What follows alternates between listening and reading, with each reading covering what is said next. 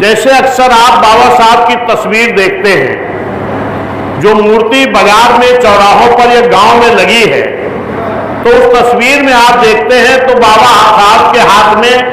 एक हाथ में इस देश का संविधान रहता है और दूसरे हाथ से बाबा साहब इशारा कर रहे हैं। बाबा साहब क्या इशारा कर रहे हैं कि इस संविधान में हमने बड़ी मेहनत से इस देश में रहने वाले सभी जाति, धर्म, समाज के लोगों को वोट का अधिकार दिया है। अगर इस वोट का सही उपयोग आप लोग कर लेंगे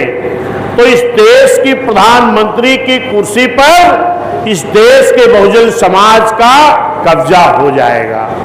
लेकिन मेरे सम्मानित साथियों, बड़े दुख के साथ कहना पड़ रहा है कि 75-76 साल बीत गया और हम सारे लोग बाबा साहब के अनुयायी हैं, जय भीम करते हैं, लेकिन ये जो बाबा साहब की तमन्ना थी, माननीय कांसी राम साहब की तमन्ना थी, इस तमन्ना को, अपने महापुरुषों की तमन्ना को हम अभी तक पूरी नहीं कर पाए। इसका मतलब वोट हमारा सबसे ज्यादा है, वोट से हुकूमत मिलनी है,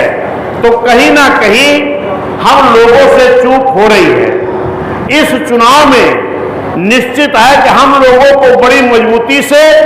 अपने वोट को हाथी निशान के सामने बटन दबा करके पार्लियामेंट में अपने जो मोहम्मद कलाम साहब हैं इनको भेजना है और माननीय बहन जी को इस देश के प्रधानमंत्री की कुर्सी पर बैठाना है।